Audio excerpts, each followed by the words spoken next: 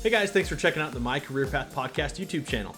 Today I have another special guest, Maria Eckersley, also known as Mech Mom, and she happens to be my aunt. So it's just awesome to talk with her about her career, about how she decided to become an entrepreneur, and the many hurdles that she faced along the way. So if you like this episode, make sure to head over to mechmom.com, check out the amazing stuff that Maria's created, and I hope you guys enjoy, and let's get into it.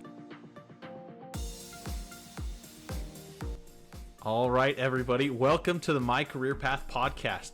This is a show where I interview various people about their jobs, about their careers, and how they got there.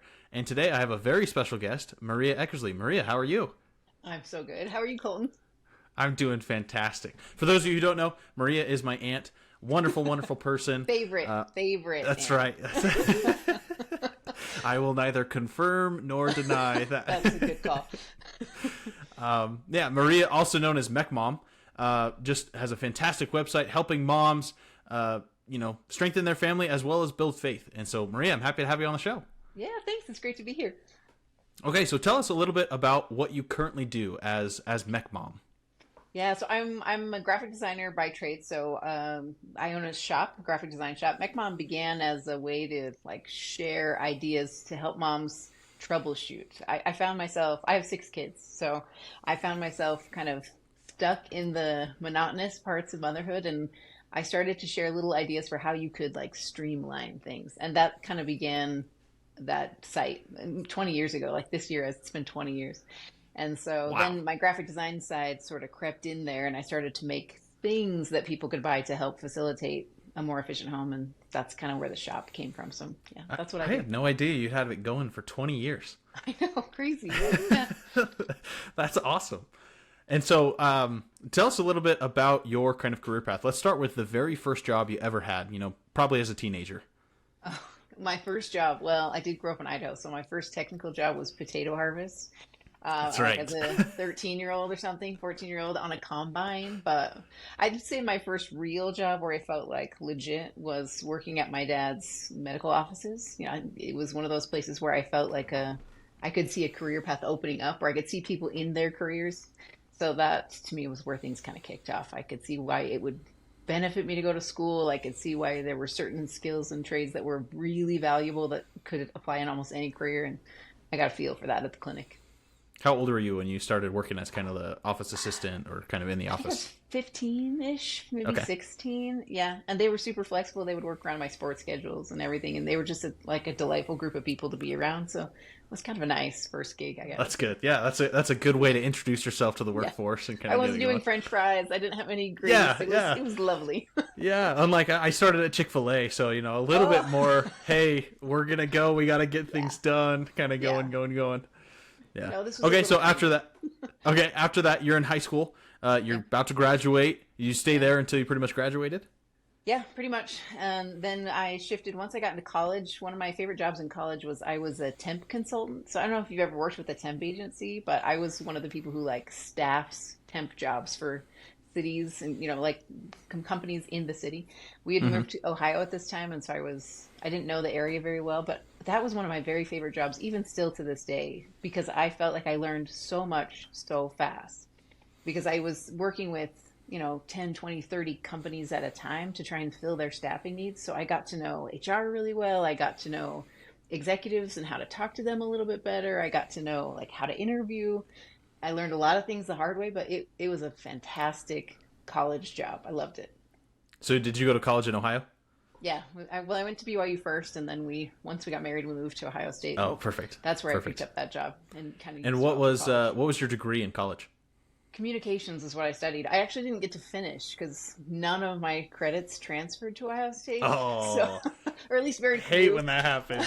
I know. So we stopped and just put my husband through first, and he got his master's and a couple other things. I actually just applied to get back to school, so I'm hoping in January to go back to the Y. So we'll see. That would be cool. Yeah, I remember when I transferred from BYU to Utah State when I was dating my wife, or girlfriend at the time. Yeah, however it is. But I transferred over and I had an accounting class, and I was like, oh, maybe I'll do accounting. And they were like, yeah, you would have needed to take 3 accounting classes to account for R1. And I was like, come on, really? Like, it's Right. counting. Right. Like the When we first did the class. math, and I'm like, no, this is, I mean, Yeah. because Ohio State was so expensive anyway, and I'm like, well, my time will come. This isn't my Yeah. time. we're we're just gonna pass on that for now. Yeah, yeah. Okay, so cool. So you didn't actually, end up with a degree, but Mm-mm. I'm sure motherhood started to take over. You started Yeah. having a family and everything else. So how long? What was your next job after that? After college? Honestly, I started doing freelance. That's what I picked up graphic design on my own for the most part. I always did art in school. I loved art, and I started to love technology after I married my husband Jason. He's a big tech guy, and so those two blended really beautifully for me. And I started to do some kind of just sort of offhand, like people you would meet that knew I was good at design, and they asked me to do some projects, and then it grew really fast. That the design work was in high demand, and I started to make logos and websites and other things like that, and it kind of took off from there. So then from that point forward, I really have worked for myself or started a company of my own since that point in time. So for the last 20 years. So how did you kind of get started? Because I think a lot of people who may be listening are thinking, "Hey, you know what? I'm okay at graphic design. I want to kind of Yeah. get into some of the freelance work." What would be a good jumping off point for them? I just think you have to tell people what you love to do. I think you have to be willing to do it almost for free. Everybody has to pay their dues at some point.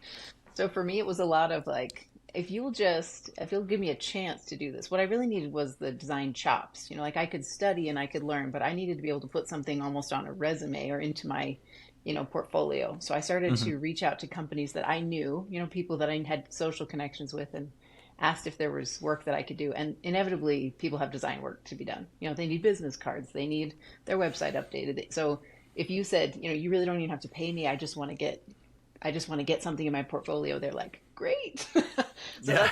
that's where things began. And once I had enough of that credibility built up, then it was a lot easier. Honestly, almost, well, I would say exclusively, all of my design work came from word of mouth. People saw my work and said, she's on time, she's really helpful, she's good at, like getting my idea and putting it into something professional. Once you have Yeah. that reputation, things go.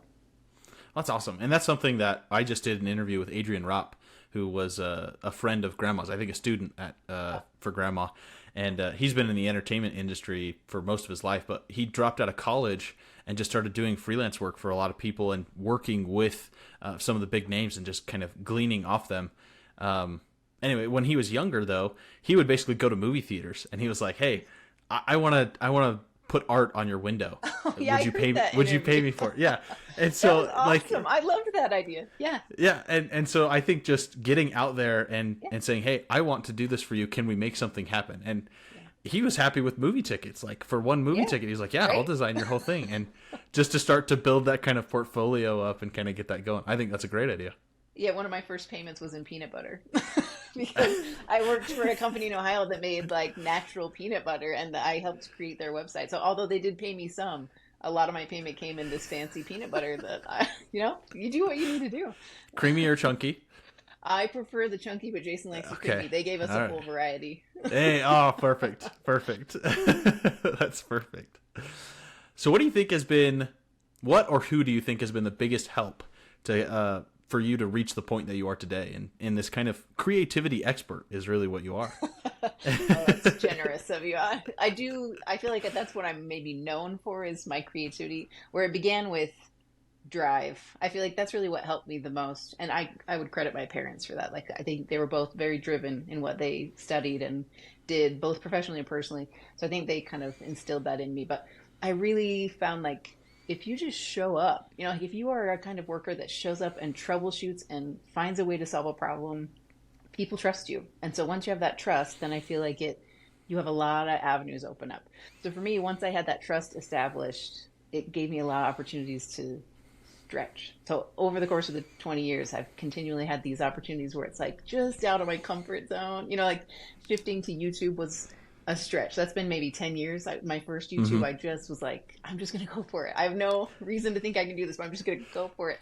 And every time I've had those opportunities to stretch, new things open up. Like my YouTube experience gave me an opportunity to be on Studio 5 because they had seen me and they trusted me to some degree and were like, we'll give you a shot, So Yeah. I think you just have to be willing to be driven and work hard and then stretch. Yeah, and I would agree with that. And I actually kind of want to dive into that a little bit because you're one of the first people that I've interviewed that has been on TV, has been on, Oh, state news. What is that's that kind of true. like? Because I think some people look at that and go, I think that would be kind of fun, be in the public eye and whatnot. What was it like Oh, to be on TV for the first time?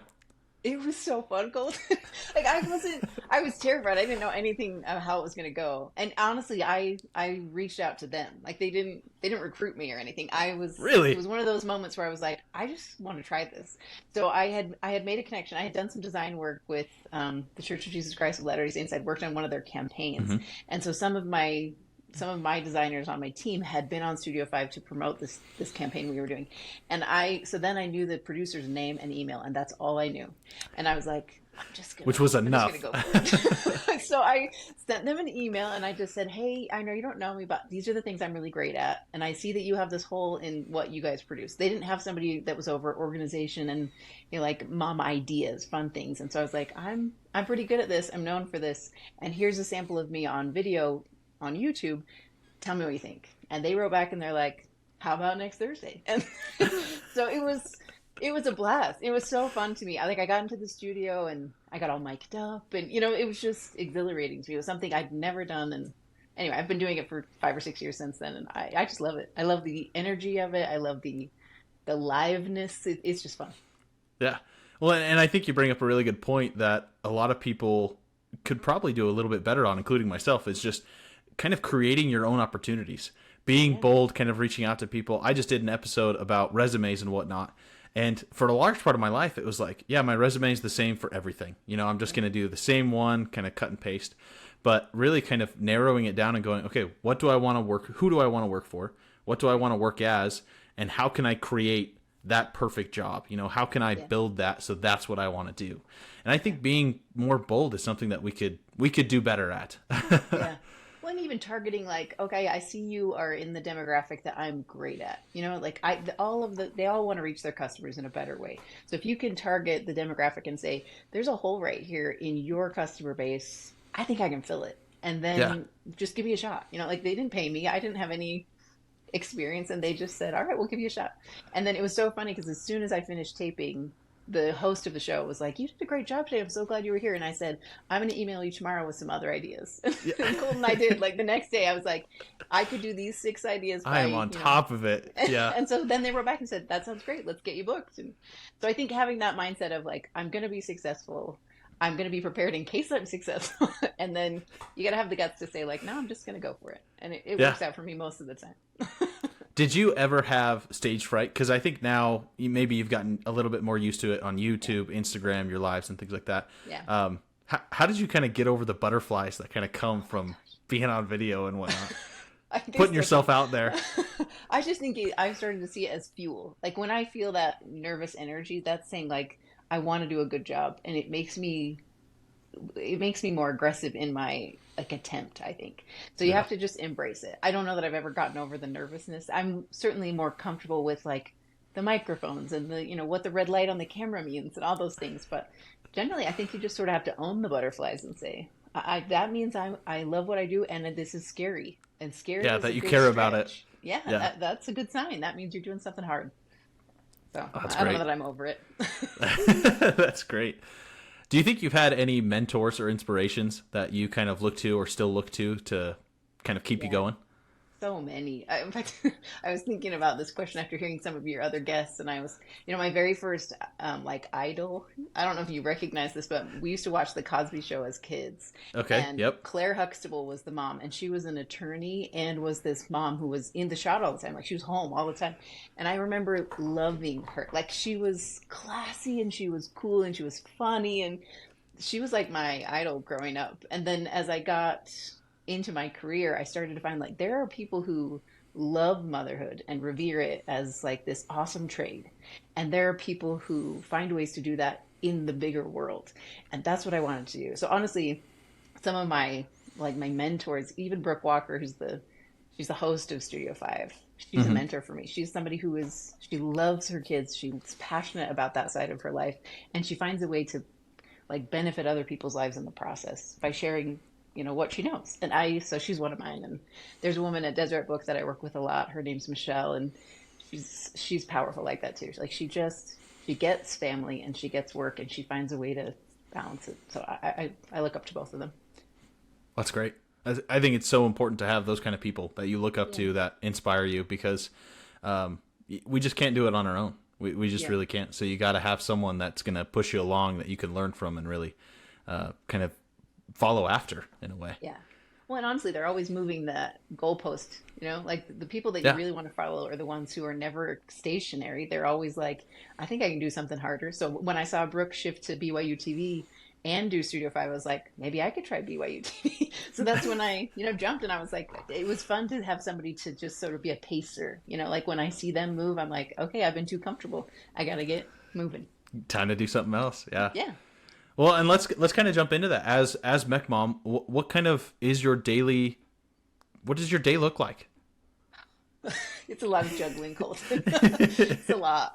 Because I'm still, I work from home, so I'm shuttling kids to school. So my morning is all about getting kids off and getting things done. And then my meaty middle of the day is when I get all my work done. So I do an online course as well. That's a big part of my revenue stream right now. I have this online course that's doing great. And so a lot of my time right now is spent in studying for that course and putting together the materials. It involves a lot of graphic design. So a lot of it is designing printables and tools that will help people accomplish what we're teaching that week. And it's a lot. It's a lot of work, but I also am really passionate about it. So it works out.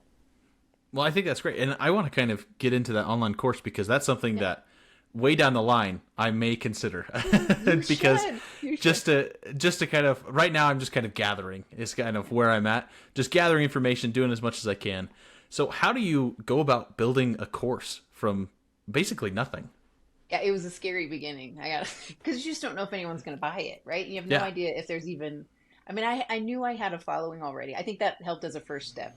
So it helped to have a social media presence of some kind, so that I could at least market to them. I could say on Instagram or in my emails, I could say, hey, I'm doing this new thing. Does anyone want a part of it? But for the most part, you just have to hope. For me, what really helped is I was creating something I knew I would want for my family. I was creating a course that I knew I would want my kids to watch someday and their kids to watch someday. So that was kind of my motivation. Is even if nobody buys this, I want this resource for me and for my family.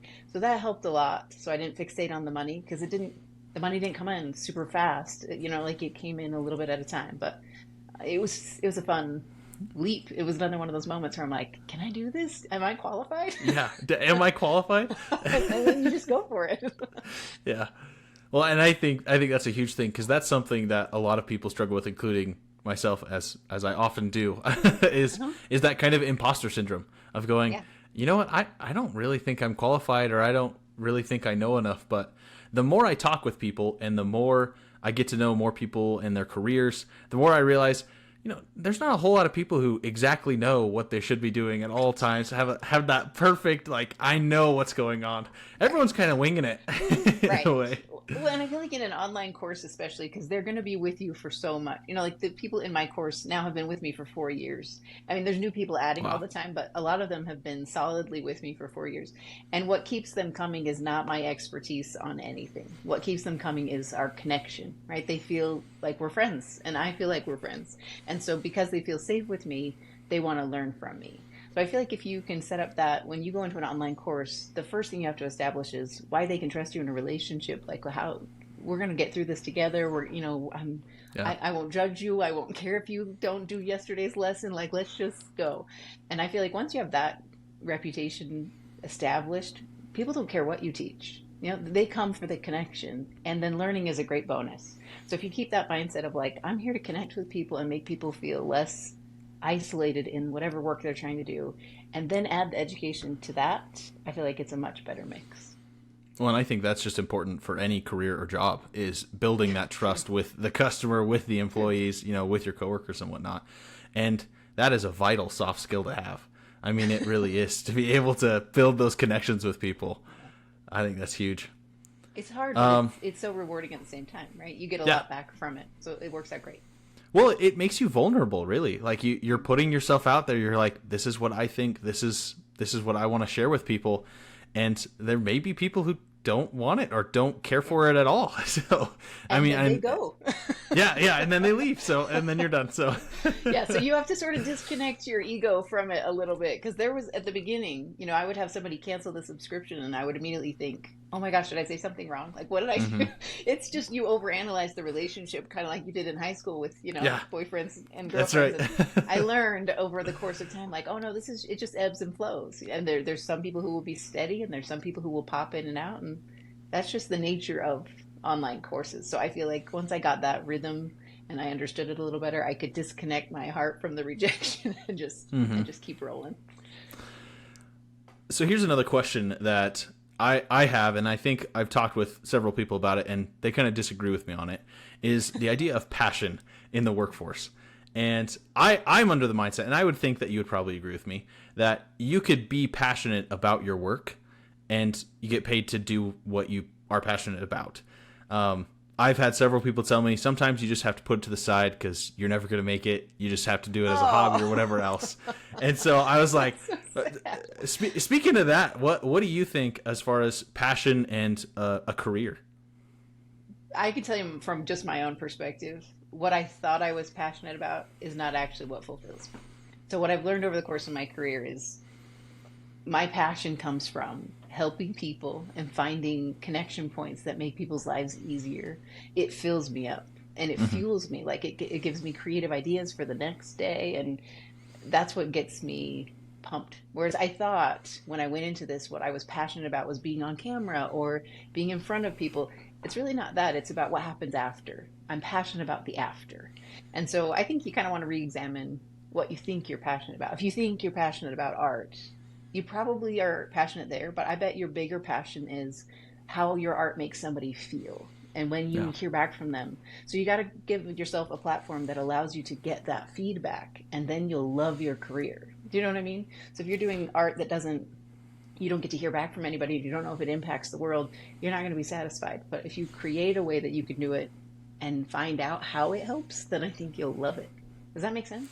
No, I think it does. And Adrian also kind of spoke to it a little bit in he created Disney Infinity, and he's had people come up to him and go, I play that every day. And just to have that kind of rush of like, somebody has decided that what I am doing is important enough to be a part of their life for so much of their time. Like, and to have that kind of, I don't know, connection or satisfaction that's like, wow, so like this is actually making a difference. And it fuels the next thing for me, because I feel like you kind of, at least in my world, I've almost set up this expectation that I'll come up with some creative way to solve a problem. And so now, because I have that reputation, I have to come up with a creative way to solve a problem. So it pushes me constantly to be like, I can't use somebody else's idea. I can't use someone else's thoughts. I've really got to dig deep and figure out something on my own. So anytime I'm going to go on Studio 5, I know I can't go on Pinterest and see what else is out there. It won't help me. I have to really look at the problem and say, what's a way that this can be solved that nobody's ever said before? And that's what keeps me on Studio 5, because people are like, ooh, what's she going to do today? Like, I think you have to have that mindset of what makes you really unique, and then own it and do all the legwork it takes to figure it out. That's right. do all the muscle work to make that a reality, because the thinking of it. Yeah, it's hard. I wish I could tell you that like creative ideas just plop into my brain, but they don't. It's hard, and I have to put a lot of things off to the side and make a lot of mistakes and say, no, that didn't quite fit the bill. There's got to be something better, and so it's a process. But how many drafts do you think you go through on either your course or some of the products you make? So many. I wish I could show you my trash can. So I was just making a printable last week for the course, and it was an organizational tool that it's also a game at the same time. And my trash can was probably full of, like, I would say at least 15 drafts. They're not always full color, full, all the pieces of the game at once, but every time I'll have my kids play it, and they'll be like, actually, that wasn't that fun. And then you have to come back to the drawing board. You have to start over. The kids who are the testing board. Tough. They're that's tough right. So that's what makes the course good, is because people are like, oh no, I know this has been played. I know I can trust it. If Maria's teenagers will play it, then my teenagers will play it. And so that's kind of, I would say my average is probably between 5 and 15. If I'm working for an outside company, 10-ish. They're actually a little easier than my own critique. Outside companies are easier. because I think that's something that's just important to see, and something that I want people to understand with this show is that people don't just kind of land in the perfect career. People have they work so hard, they have so many different changes, they make so many mistakes, but when you see these people, all you see is where they're at currently. Yeah. And so to kind of see how they've kind of bounced around, maneuvered to actually get to their position, that's what I love to share with people, to show, hey, no matter where you are right now, you can get there. You just got to keep going. Well, I was teasing with my family when I was talking about prepping for this interview, because I'm like, my career path isn't this straight shot. It's this serpentine, spin. But I think what's great about that, I mean, if you get like in a video game mentality, it's kind of like how in a video game you have to like go around to get all the gold coins. That's what I feel like my career path has been. It's like I might have I'm going to take this experience and this experience and this experience. I'm going to pick up some, life skills here. I'm going to pick up some relationships in this work experience. And all of those have kind of funneled me towards what I love. But if you'd asked me when I was 20 if I would love this career, I don't think I would have even had any idea that an online teacher was a thing, but I do love it. It turns out this is something I really love. Yeah. And I think that's great. And it's so awesome to talk with people about what they're passionate about. And that's what I also love doing, is it's just contagious in a way. When someone's passionate about something, you're just like, yeah, like, let's get into it. Totally agree. Yeah.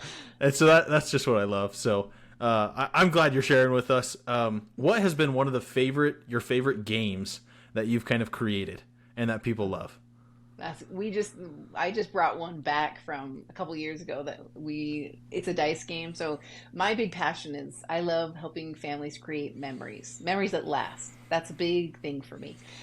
So I like to find games that can bring like little kids and a grandparent together at the same table, and they both have an equal chance of winning. What's hard about that is usually the only games that can work in that atmosphere are pure luck games, like where you roll dice and, like a Tenzi kind of game. Mm-hmm. But so the real push for me creatively is to find a way that you can create that sort of game and then also involve some sort of strategy so that the grandparents aren't bored and the little kid still has a chance of winning.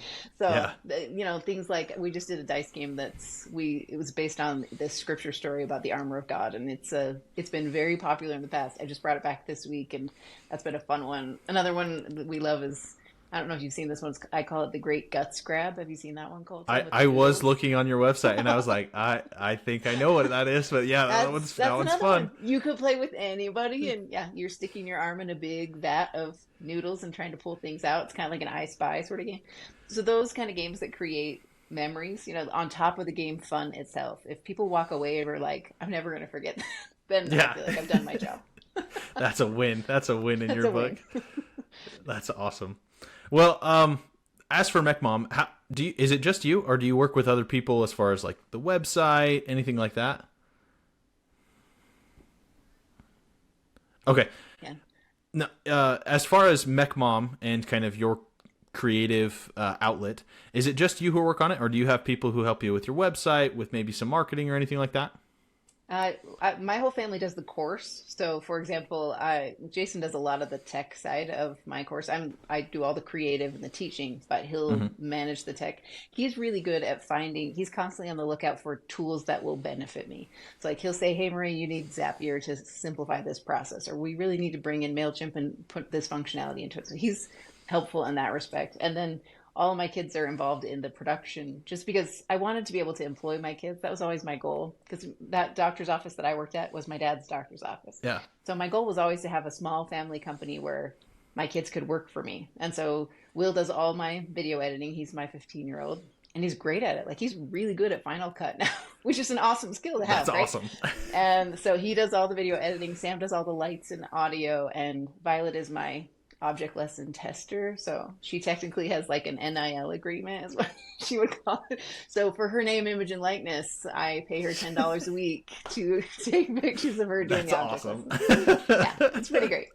So that's kind of our core. But that's awesome. I do a lot of collaborative work. So for things like Studio 5 and Deseret Book, I obviously work in bigger teams and accomplish other things. But with my own little company, it's really just like my own. It's really just you. Yeah. Well, that's perfect, because one of my favorite things to ask people is their favorite traits about some of the people that they work with, because I think it helps people see what kind of people they need to be, just to highlight some of the good parts about the people you work with. So what's something that stands out to you? I, if you go on the set of Studio 5, one of the things I love about that environment is the people that are there because they are upbeat, even when catastrophe is happening. Like I've been there when the kitchen is on fire in the studio, or like somebody's 10 minutes late, which throws the whole schedule off, and they are so they're not they're not toxically positive. I wouldn't say that, but they're just like, okay, we can roll with this. Like they are just so used to being agile that they're fun to be around because I feel like even if I create a disaster, they'll just roll with it. Brooke will find some funny way to play it off and it'll be great. So you feel comfortable there. So I love that about Studio 5. And working with Deseret Book, man, I just feel like they see potential, especially Michelle Torsak. She's the one that brought me in. So I had never done giant speaking events before, but when she recruited me to come do these big events that are all over the country to speak to, thousands of women at a time, I was like, I do TV. There's only 5 people in the studio. But she was like, no, Maria, I think you could be great at this. Let's try it. And so her perspective is always one of like, I hope, she can see potential and she'll give you a chance to do it. So I love that about people I work with. That if you can combine people who work hard and are agile with people who have a vision and are willing to risk in order to accomplish it, sign me up. Like those are my people. I'm game. Yeah. Put me in. Well, that's great. And I think being adaptable is so critical because I remember when I was working at my previous job and I was the director of operations, just kind of, you never knew what was going to happen. And even in talking with people, I'm like, hey, what do you do on a daily basis? They're like, sometimes you just never know. Like something will pop up. Right. And it's like suddenly everything is pointed at this one problem that we have to solve. Yeah. And so being able to kind of, take it as it comes in a way, I think is super powerful and super critical. And being able to be like fun and loose, but also still accomplish a lot is a hard, good skill. Like there are people who can be fun and loose, but then don't do anything. And there are people who can be like hardliner, let's get this done. But then you're exhausted at the end of the day. So to find your core people that can do both those things, that's your sweet spot for me. Yeah. If someone were to, say, apply for a job at MechMom to help you out, what would be one of the main things that you look for in perhaps the resume or application? For me, a big piece is creativity. I need somebody who, they don't even have to be naturally creative on their own, but I need somebody who gets creativity and who is willing to like take risks and see potential in ideas. Because a lot of things that really bless me and help me are people who will send me an idea. So for example, my daughter Hannah, she doesn't work for me, or she used to, but she doesn't work for me in that same capacity anymore. She'll send me ideas from TikTok and be like, hey mom, have you seen this science fair experiment? Like you got to check this out. And then I can take that idea and I can turn it into something that relates to my course. But so I would love to have somebody who recognizes creativity and can funnel it my way. I think that's great. And I think a lot of people with how they scroll Instagram, TikTok and whatnot, I think there's some people who know. Yeah, for sure. Yeah, because you can kind of see when a good idea is kind of, you're like, oh man, I could have done that. I should have done that. Right. Or even just you see the engagement on a post and you're like, oh, there must be something to this. You know what I mean? Like if you see a huge engagement on a creative idea, you're like, oh, we've got to try this. There's something about this that's catching people's eye. It's worth the time to look at it. So I would love that. Marketing help is always awesome. I would love an accountant. I have to hire that out. So I have teams that I hire out for all my accountant work, but it'd be nice to have somebody in-house that knows all that. So yeah, there's a lot of skills. Good to know. Anybody who's wanting, send an application, mechmom.com. That's right. Send it my way. Oh, that's awesome. I had another question, just a second. Then I lost it. That's all right. Let's see. I don't know. Is there anything that you wish you could have done? Oh, here, this was the answer. This was the question I was thinking of. Okay. Ignore that last part. Because you've obviously had to do a lot of kind of trailblazing in a way. Because you didn't know how to do everything. You didn't know how to video edit or anything like that. So what's been the biggest help to kind of learn those things? I think having the mindset of it's never bad to invest in yourself and in the technology. So for me, for the online course, my gut instinct is always to be cautious. Like, if I have to purchase a camera, I'm like, ooh, maybe I'll get the one that's got 4 stars on Amazon. And Jason, my husband, is the one who pushes. He's like, no, if you spend the $5,000 to get the really good camera, you're motivated to get people to come to your course because To get results. you've already invested, and it shows the people that are coming you're invested. Because if I have good audio and if I have good video, then people are like, oh, she clearly knows what she's doing. So I would say don't skimp on the technology you need to do a good job. It's tempting to shortcut those things, but they make a huge difference, I think, in building trust with your audience. So for that was a huge one for me, and I still have to push myself. I have he's my pusher. He's like, nope, we're in. Let's just do it. Nope, we're going. Yeah, jump in. Yeah. Yep. Well, and I think just that where you just said that, invest in yourself. Always be willing to invest in yourself and kind of go, you know what? I may not know exactly what I'm doing, but we're going to figure it out. I'm going to try it and learn along the way. I think that's a huge win. And a lot of that comes from working with others. If there was something that I was going to do differently about my career, earlier on, I wish I would have collaborated sooner. I've been so in my own zone. And part of that's because I'm running a house and I'm limited in my time. But every time I partner with other people, even in simple ways, like doing a podcast with you, those little things, they create connections that build you up down the line. It's amazing to me how often those connections come back to help me in some surprising way. So I wish I had learned that earlier. It wasn't until like my 30s that I started to really collaborate with people and just put myself out there and say like, yeah, I'd love to be on TV. Yeah, I'd love to be on your podcast. Yeah, let me help you with this huge project.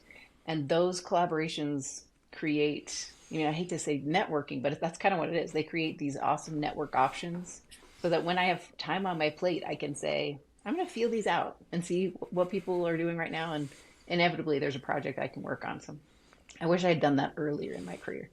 Yeah. And that's something that I don't remember what book I was reading, but they talked about networking. And he was like, really, people think of networking as kind of like a dirty word in a way, where it's like, it sounds like you're just trying to take advantage of people. That's all you're really out to do. Yeah, it's like, you're just using people. And so he was saying it's really a relationship building. And I think that's something that's helped me kind of shift that, because when I first had the idea for the podcast and wanting to interview people and talk with people, I was like, maybe I should just do it on my own, just figure it out. But man, the episodes that I do on my own, holy cow, it takes way much longer than to prepare for this, to kind of bounce ideas off. And so collaborating is huge. Yes. And then you hyperanalyze what you do. It's just not a good product. I totally agree. Yeah. Well, that's awesome. Well, Maria, I really appreciate you taking the time to chat with me, to share your story. Everybody go check out mechmom.com. Maria's an awesome teacher. She has some awesome creative projects for families. She's just wonderful, as you could probably tell. It has been an absolute pleasure to be here. Thank you for having me. I'm honored to be on your show. Well, perfect. Well, one last question, and I love asking people about this because I just laugh. I love ending on a good laugh. Okay. What has been one of the most funny or humorous stories that you've had over your career path? Oh, do you want to hear a bad one? I can tell you a really bad Yes, one. yes. Okay, so this was early on in my Studio 5 career, Colton. So I was still trying to make impressions, and I was still trying to impress everyone there at Studio 5. We had just got a new van, like one of those giant 12-passenger vans that's really tall. And I was coming on to do a segment. Well, with 6 kids, that's gonna. Yeah. No, it was full all the time. But I was just taking this brand new van into the studio, and they have an underground parking garage. And I was pulling into the garage and didn't realize that I was too tall for the parking garage, Colton. So it wasn't until I was maybe 50 yards into the parking garage, and I started to hear this subtle screech, and then it got louder and louder. And I realized I was wedging my van into the parking garage. And I had people come and stop me. They're like, you're running into the ceiling. You need to stop and get out of here. And I'm like, I have a segment in 5 minutes. I can't stop. Because I was afraid that I would with or without the ceiling, I'm going. So I literally, Colton, I turned into a parking spot, hearing the screech the whole time, went on TV, did my segment, and then had to go out. And the dumb lady at the end, you have to go and show validation at the end. She looked at me and she's like, do you have validation? I'm like, no, I have my whole ceiling. Will you climb on top of my car? That's my validation. Look, there's the paint that's right up there. I was so mad. I had to walk myself back into the building to get validation and then come out and show it to the check out girl. I was so mad. But yeah, that was one of my memorable moments where I was like, oh, that's awesome. This proves I can do TV. If I can have this disastrous experience and do TV and then come back, I'm going to make it. That's awesome. there you have it, guys. I hope you enjoyed this episode. I hope you were able to learn something from Maria about her path and maybe even looking at entrepreneurship yourself. If you did like this episode, make sure to leave a like and make sure to comment below what careers you guys are interested in. I'd love to get people on the show that are actually something you guys are looking at in the future. Make sure to subscribe so you'll be notified next time an episode comes out. And until next time, I'll catch you guys later. Bye.